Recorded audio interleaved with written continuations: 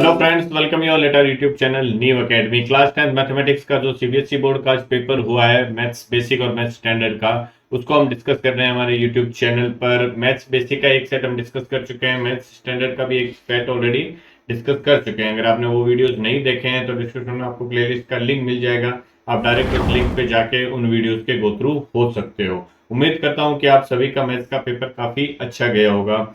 इस वीडियो में हम एक और मैथ्स बेसिक का जो क्वेश्चन पेपर है, पेपर कोड आपको दिखाई दे रहा होगा 433 का, सेट नंबर 3 है। ये काफी बच्चों ने, करीबन 10-12 बच्चों ने इस पेपर के सॉल्यूशन की डिमांड की है, तो उसका सेक्शन ए जो है हम इस वीडियो में डिस्कस करेंगे। अगर आप अपने क्वेश्चन पेपर सेट डिस्कस करना चाहते हैं तो कमेंट सेक्शन में हमें बताइए कि आपका क्वेश्चन पेपर का कोड क्या था, और वो क्वेश्चन पेपर जो है वो आप हमें इस नंबर 7226001802 पे क्लियर इमेजेस की फॉर्म में भेज दीजिए। स्टार्ट से मींस जो कवर पेज होता है जहां पेपर कोड लिखा होता है, उस पेज से लेके जो लास्ट केस स्टडी का क्वेश्चन होता है बिल्कुल एंड तक, वहां तक सभी images clear, crystal clear images की फॉर्म में हमें पेपर भेज दीजिए। व्हाट्सअप करना है आपको इस नंबर पे, ठीक है। अगर आपने चैनल को अभी तक सब्सक्राइब नहीं किया है तो चैनल को सब्सक्राइब करना ना भूलें, बेल आइकन को प्रेस करें ऑल नोटिफिकेशन के लिए, जिससे जब भी हम कोई भी क्वेश्चन पेपर का वीडियो अपलोड करेंगे तो आपको ऑन द स्पॉट उसका नोटिफिकेशन मिल जाएगा। स्टार्ट करते हैं इस क्वेश्चन पेपर के सेक्शन ए को।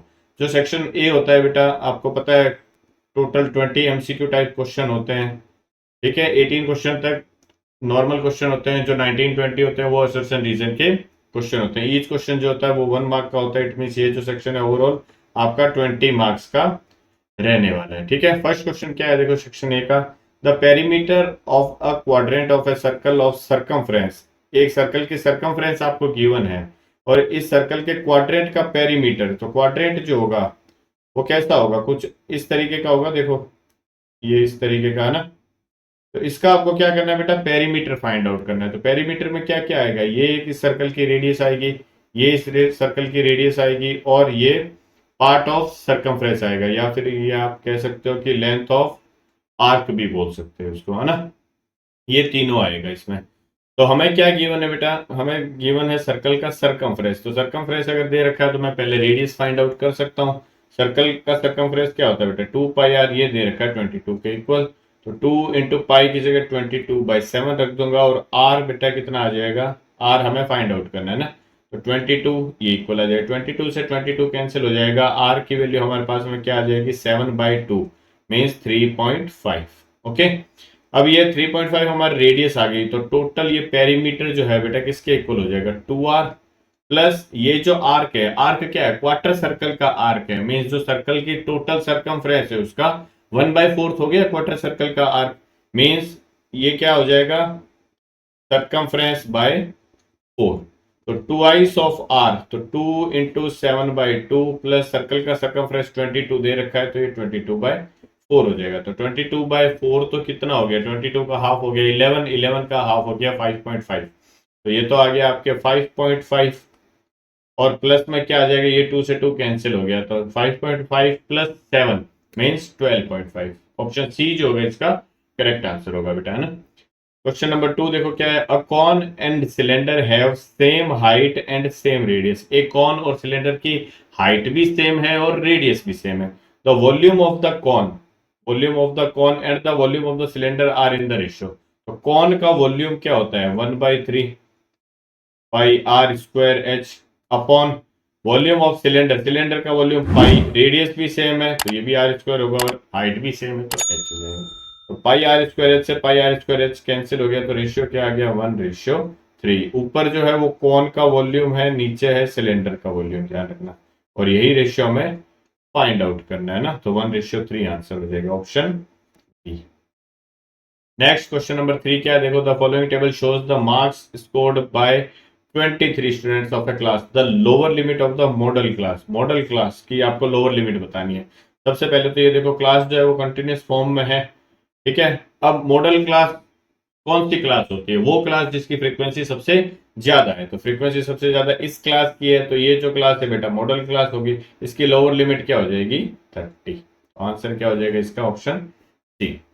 Next, for a distribution mean आपको गिवन है, मॉड गिवन है, मीडियन फाइंड आउट करना है। तो फॉर्मूला क्या होता है बेटा, mode equal to 3 times median minus 2 times mean. ये डायरेक्ट फॉर्मूला होता है, वैल्यू सब्स्टिट्यूट करनी है।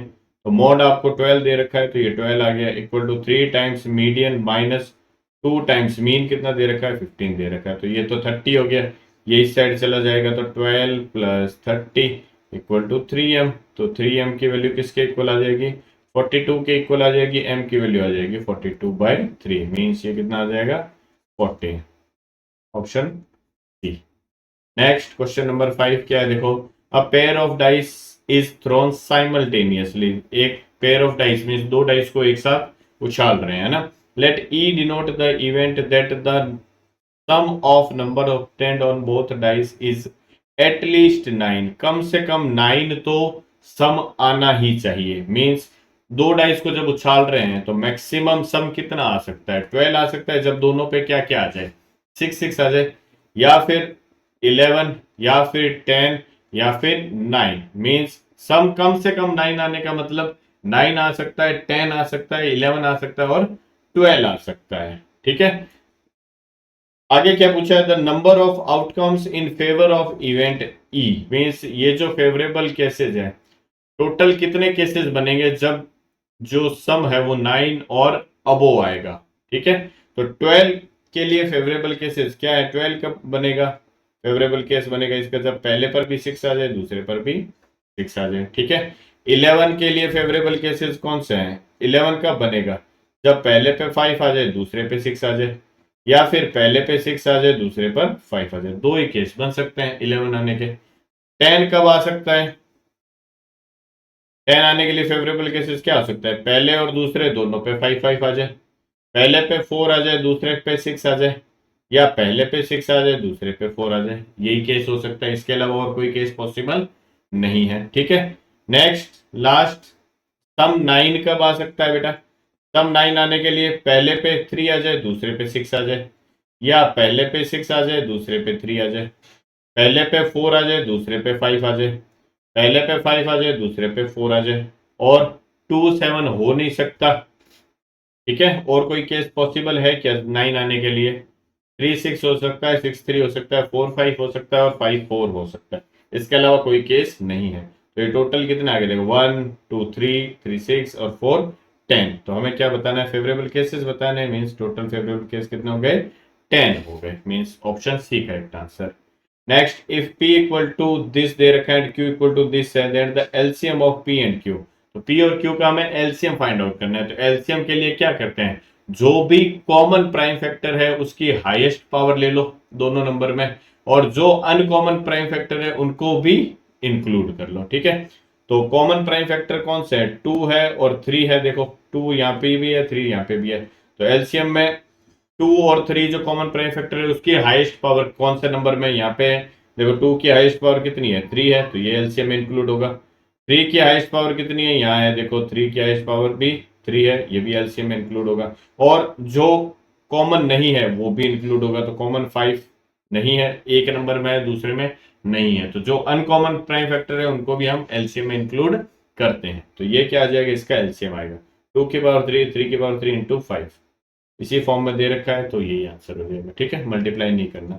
Next question number 7, 3 to the power n where n is a natural number can not end with the digit.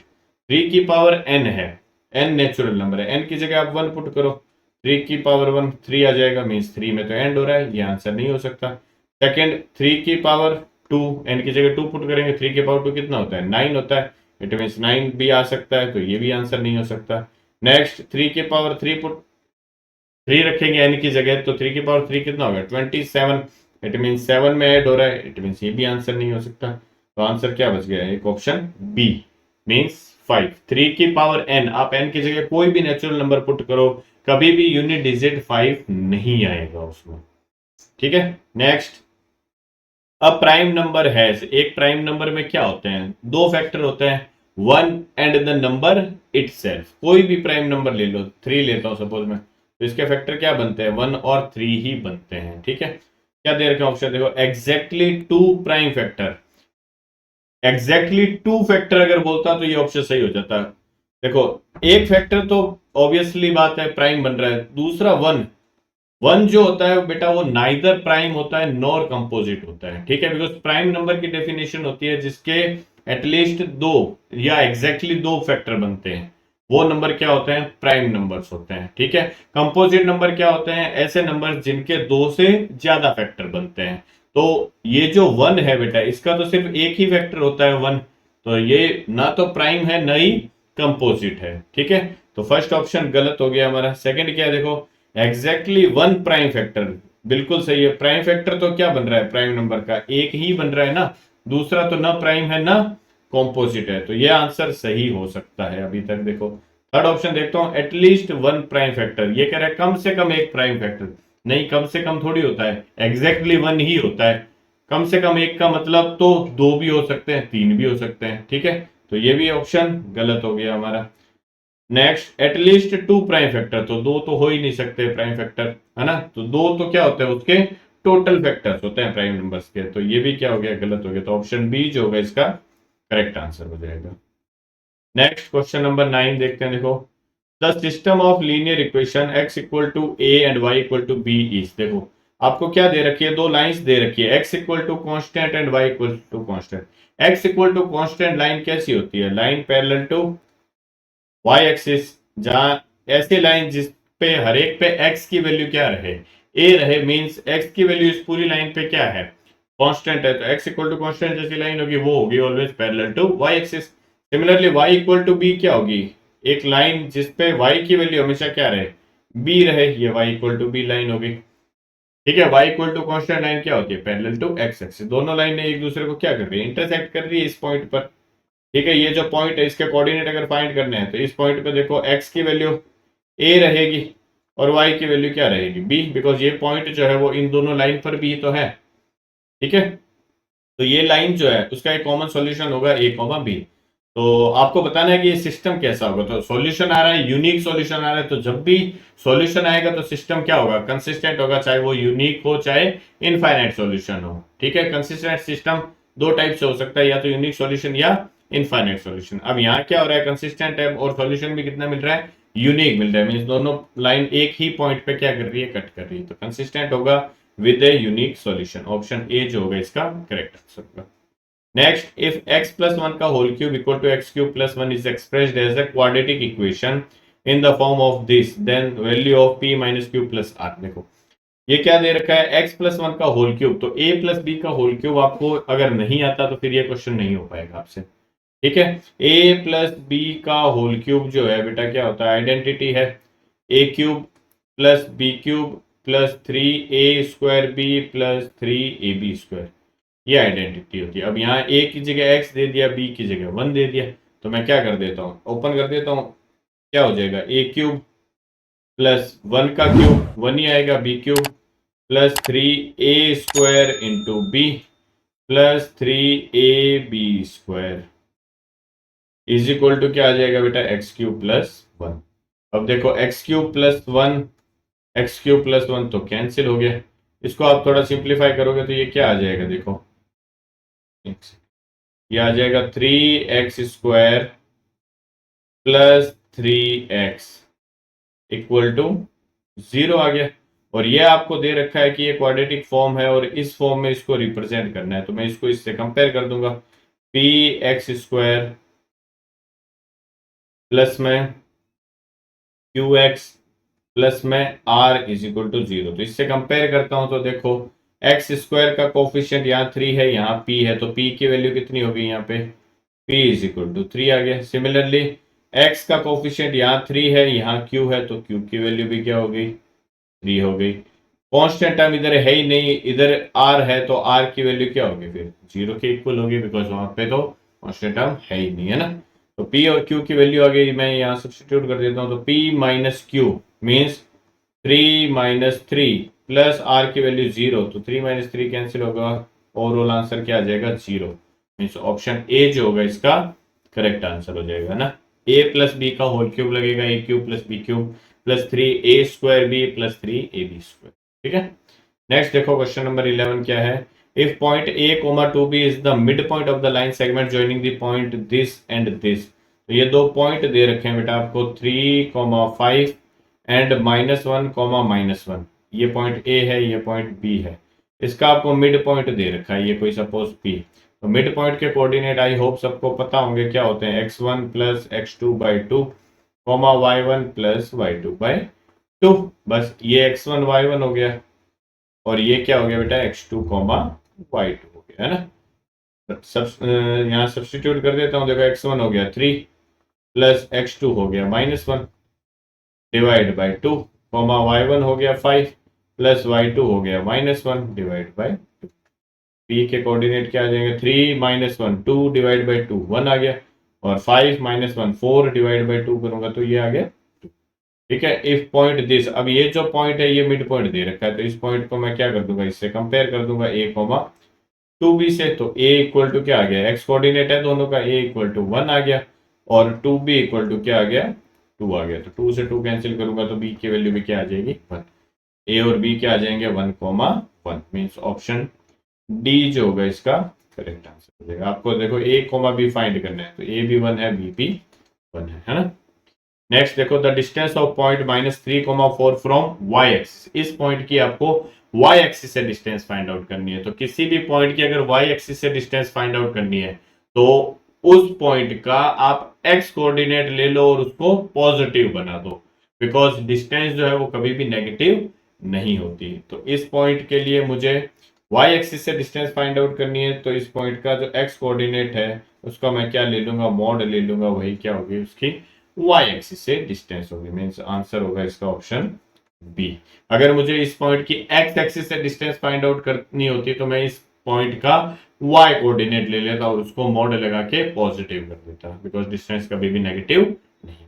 ठीक है, next question number 13 क्या है, देखो the value of theta for which sine 2 theta equal to 1045। देखो sign 2 theta equal to 1045 की value बेटा क्या होती है 1 होती है। अब यहाँ पे देखो साइन ट्रिग्नोमेट्रिक क्वांटिटी है और यहाँ पे कांस्टेंट है, तो मैं क्या कंपेयर कर सकता हूँ, क्या नहीं कर सकता। मैं कंपेयर कब कर सकता हूँ, या तो दोनों तरफ कांस्टेंट टर्म्स हो या दोनों तरफ ट्रिग्नोमेट्रिक टर्म्स हो। तो मैं क्या करता हूँ, ये जो 1 है इसको ट्रिग्नोमेट्रिक फॉर्म में कन्वर्ट कर लेता हूँ, किस फॉर्म में, साइन की फॉर्म में, because left hand side sine का ट्रिग्नोमेट्री रेशियो है, तो राइट हैंड साइड भी साइन के ट्रिग्नोमेट्री रेशियो में इसको कन्वर्ट कर लेता हूँ। तो 1 जो है बेटा इसको मैं फिर क्या लिख सकता हूँ, sine 2 theta equal to 1, sine में कहाँ वैल्यू होती है, साइन 90 डिग्री पे, तो ये हो गया साइन 90 डिग्री।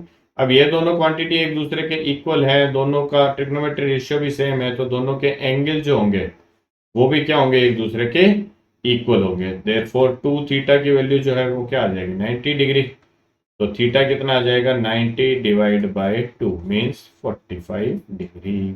ऑप्शन सी होगा इसका correct answer. Next, which types of triangles are always similar, किस टाइप के ट्राइंगल ऑलवेज सिमिलर होंगे। सिमिलरिटी क्या होती है, कोई भी दो ट्राइंगल अगर सिमिलर है तो उनके करस्पॉन्डिंग साइड्स का रेशियो ऑलवेज सेम रहना चाहिए और उनके एंगल जो है वो ऑलवेज क्या रहने चाहिए, एक दूसरे के इक्वल रहने चाहिए, है ना। तो राइट एंगल ट्राइंगल क्या ऑलवेज सिमिलर होते हैं, क्या नहीं होते। राइट एंगल ट्राइंगल कुछ भी हो सकता है, एक एंगल 90 है, ये 30 भी हो सकता है, ये 60 हो सकता है। मैं दूसरा राइट एंगल ट्राइंगल ले लेता हूँ, ये 45, ये 45 भी हो सकते हैं। आई बात समझ में, तो एंगल ही इक्वल नहीं है, साइड्स की तो बात ही छोड़ो। Acute angle triangle, acute angle triangle तो कैसे भी हो सकते हैं, अगर कोई भी ट्राइंगल के तीनों एंगल जो है वो 90 डिग्री से कम है तो वो सारे एक्यूट एंगल ट्राइंगल हो गए। आइसोसेलेस ट्राइंगल, आइसोसेलेस ट्राइंगल में दो साइड्स जो है वो एक दूसरे के इक्वल होती है, तो क्या दो साइड इक्वल होने से वो ट्राइंगल सिमिलर हो जाएंगे क्या, हमें तो तीनों करेस्पॉन्डिंग साइड का रेशियो क्या चाहिए, सेम चाहिए। तो आंसर क्या हो जाएगा इसका, इक्विलेटरल ट्राइंगल। इक्विलेटरल ट्राइंगल है, सपोज एक इक्विलेटरल ट्राइंगल ये ले लिया मैंने, साइड है 2 सेंटीमीटर 2 सेंटीमीटर 2 सेंटीमीटर। एक और इक्विलेटरल ट्राइंगल ये ले लिया मैंने 5 सेंटीमीटर। अब साइड्स तो सभी क्या होगी, इक्विलेटरल ट्राइंगल है तो सेम ही रहेगी ना।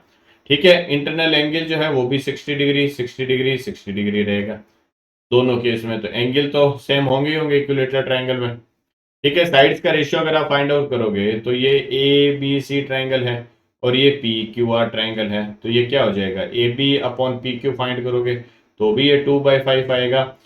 P b c upon q r find out करोगे तो ये भी 2/5 आएगा। AC अपॉन PR फाइंड करोगे तो ये भी 2/5 आएगा। तो तीनों रेशियो देखो सेम आ रहे हैं। तो इक्विलेटरल ट्रायंगल के केस में क्या होगा, ऑलवेज ट्रायंगल्स सिमिलर होंगे। नेक्स्ट क्वेश्चन नंबर 15 देखो, 14 तक कर लिया था ना आई थिंक हमने। 15 नंबर क्वेश्चन देखो, what values of x and y will make triangle ABC similar to triangle QRP? It means जो A है उसके करस्पॉन्डिंग पॉइंट है Q, जो B है इसके करस्पॉन्डिंग पॉइंट है R, और जो C है उसके करस्पॉन्डिंग पॉइंट है P। ध्यान रखना, बिकॉज अगर यहाँ आपने ध्यान नहीं दिया, आपने PQR ले लिया तो गलत हो जाएगा क्वेश्चन, है ना। In the figure given below, तो अगर ये दोनों ट्राइंगल जो है ABC और QRP सिमिलर है तो इनके करस्पॉन्डिंग साइड्स का रेशियो ऑलवेज क्या रहेगा, सेम रहेगा। बस हमें x और y तो फाइंड आउट करनी है, इसकी सभी साइड दे रखी है तो मैं करस्पॉन्डिंग साइड ले लेता हूं। तो यहाँ देखो ध्यान से, AB है तो AB के करस्पॉन्डिंग क्या होगा, QR होगा। तो AB upon QR equal to किसके आएगा, यहाँ देखो BC है तो ये RP के इक्वल होगा, तो BC अपॉन RP। नेक्स्ट कौन सी बच गई, AB हो गया, BC हो गया, तो AC बच गई। नेक्स्ट, और AC जो है वो यहाँ क्या हो गया, देखो QR हो गया, RP हो गया, तो फिर ये क्या बच गया, PQ बच गया। ये एक दूसरे के क्या होंगे, इक्वल होंगे। तो बस इक्वेट कर देते हैं। देखो AB कितना है यहाँ पे, AB की वैल्यू है 2 अपॉन QR कितना है, QR की वैल्यू है 4 इक्वल टू BC कितना है, BC है 2.5 अपॉन RP कितना है, ये हो गया X is equal to AC कितना है 3 अपॉन PQ कितना है Y। ठीक है, तो पहले मैं क्या करूंगा, इन दो को इक्वेट कर देता हूं, उससे हमारा x फाइंड आउट हो जाएगा। तो इक्वेट करने पे क्या आएगा, देखो 2/4 is equal to 2.5 upon x, ये इसको कैंसिल कर दूंगा, 2 टाइम्स आ जाएगा, क्रॉस मल्टीप्लाई करूंगा तो x की वैल्यू 2 इंटू 2.5 मीन्स 5 आ जाएगी। ठीक है, सिमिलरली मुझे y फाइंड आउट करना है तो मैं क्या करूँ, इन दो को इक्वेट कर देता हूँ। इन दोनों को इक्वेट करूंगा तो क्या आएगा, 2.5 upon, sorry y find out करना है ना, तो या तो इन दोनों को कर दो, x की वैल्यू वैसे भी आ ही गई हमारे पास में, देखो 5 पुट कर देता हूँ मैं, ये 3 अपॉन वाई आ जाएगा। क्रॉस मल्टीप्लाई करूंगा, पहले तो ये इसको कैंसिल कर दो, 2 आ जाएगा, क्रॉस मल्टीप्लाई करूंगा तो y इक्वल टू 2 इंटू 3 6 आ जाएगा। ठीक है, तो x equal to 5 and y equal to 6। Option b जो होगा इसका करेक्ट आंसर हो जाएगा। अदरवाइज आप इन दोनों को भी इक्वेट कर सकते थे, फर्स्ट और थर्ड को भी, है ना। नेक्स्ट क्वेश्चन नंबर 16 क्या है, देखो how many tangents can be drawn from the point P on the outer circle to the inner circles in the given figure. ये कह रहा है इस पॉइंट P से इनर सर्कल पे कितनी टेंजेंट आप ड्रॉ कर सकते हो। तो टेंजेंट कितनी ड्रॉ हो सकती है, एक टेंजेंट तो ये इस तरीके से आ जाएगी। ठीक है, क्या एक टेंजेंट ये आएगी ऐसे, एक टेंजेंट ये इस तरीके से आ जाएगी। दो ही टेंजेंट हो सकती है, और कोई टेंजेंट पॉसिबल ही नहीं है, ध्यान रखना। तो ऑप्शन सी जो होगा इसका करेक्ट आंसर हो जाएगा। नेक्स्ट क्वेश्चन नंबर 17 क्या दे रखा है, देखो in the given figure the angle of elevation of point a from point c. Point c से पॉइंट ए का एंगल ऑफ एलिवेशन मींस ये एंगल थीटा फाइंड करना है हमें, है ना। थीटा फाइंड करना है तो तीनों साइड्स दे रखी है, तो आप कोई भी ट्रिग्नोमेट्री रेशियो यूज ले सकते हो। मैं क्या लेता हूँ जनरली, टेन थीटा यूज लेता हूँ। तो टेन थीटा इक्वल टू क्या होगा, perpendicular means a b upon base b C.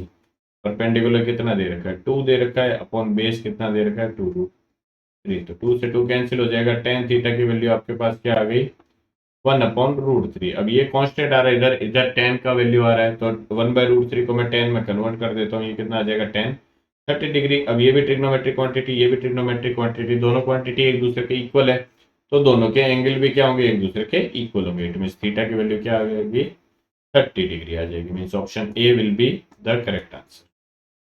Next देखो question number 18, the angle of the sector of a circle whose area is 1/8 of the area of the circle. The angle of the sector of the circle means आपको उस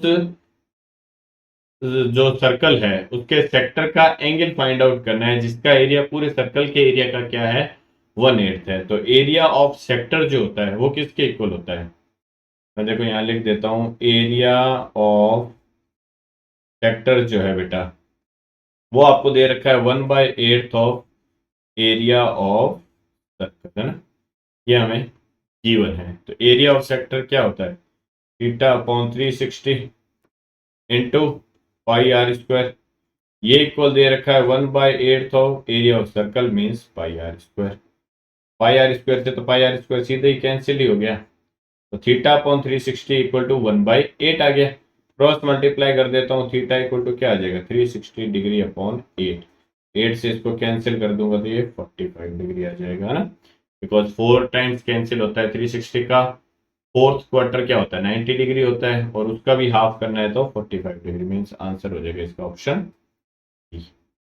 next देखो question number 19 20 जो assertion reason वाले बच गए हैं। क्या है देखो, for an angle theta sec theta equal to 1 दे रखा है आपको। तो सेक थीटा अगर 1 दे रखा है, सेक थीटा इक्वल टू 1, तो सेक में 1 वैल्यू कहाँ पे होती है, जब सेक 1 का मतलब हो गया कॉस की वैल्यू भी 1 है, और कॉस 1 कहाँ होता है, कॉस 0 डिग्री पे। इट मीन सेक में 1 कहाँ हो गया, सेक 0 डिग्री पे। इट मीन थीटा की वैल्यू क्या होगी 0 डिग्री होगी। अगर मैं दोनों क्वांटिटी को कंपेयर करूंगा, अब थीटा अगर 0 हो गया तो टेन थीटा इक्वल टू 0 होगा, बिकॉज टेन 0 डिग्री भी क्या होता है 0 होता है। इट मीन ये असर्शन तो सही है। रीजन क्या दे रखा है देखो, sec square theta plus tan square theta तो कभी 1 होता ही नहीं है। सेक स्क्वायर थीटा तो होता है 1 प्लस टेन स्क्वायर थीटा। इस टेन स्क्वायर को इधर लाओगे तो sec square theta minus tan square theta equal to 1 होना चाहिए। आपको दे रखा है sec square plus tan square theta 1। Sir reason तो गलत ही हो गया, असर्शन सही है, रीजन गलत है। इट मीन इसका आंसर होगा ऑप्शन डी जो होता है आपका, है ना। Next, every quadratic equation has 2 real root. कोई भी क्वाड्रेटिक, ये कह रहा है ईच क्वाड्रेटिक या every quadratic equation has 2 real roots. नहीं, क्वाड्रेटिक इक्वेशन के तो रूट्स तो इमेजिनरी भी होते हैं जब उसका डिस्क्रिमिनेंट क्या हो जाए, डिस्क्रिमिनेंट अगर लेस देन 0 हो जाता है तो रूट्स क्या हो जाते हैं, नॉन रियल रूट्स हो जाते हैं। समझ में आया, इट मीन एसेशन तो गलत है इसका।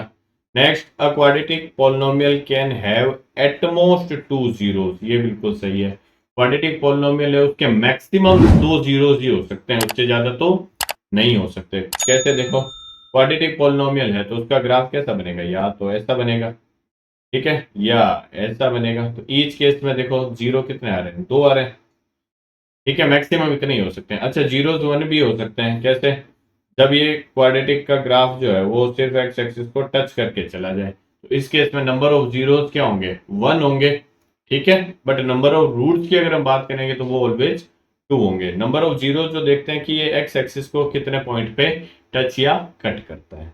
तो मैक्सिमम मोस्ट एटमोस्ट जो है वो क्वाड्रेटिक के जीरोस क्या हो सकते हैं, 2 ही हो सकते हैं, 2 से ज्यादा कभी नहीं हो सकते। तो रीजन सही है, असर्शन गलत है। तो इसका आंसर होगा ऑप्शन डी। ओके, तो इस तरीके से ये जो क्वेश्चन पेपर था 433 का सेट 3 वो हमने इस वीडियो में डिस्कस किया है। सेक्शन ये हमने डिस्कस किया है, बाकी के सेक्शन हम आने वाले वीडियोस में डिस्कस करने वाले हैं। अगर आप चाहते हो कि वो वीडियोस आपसे मिस ना हो, चैनल को सब्सक्राइब करना ना भूलें, बेल आइकन को प्रेस करें ऑल नोटिफिकेशन के लिए, जिससे जब भी हम वो वीडियो अपलोड करेंगे आपको ऑन द स्पॉट उसका नोटिफिकेशन मिल जाएगा। इस वीडियो में बस इतना ही, मिलता है हमारे नेक्स्ट वीडियो में। Till then bye bye and take care.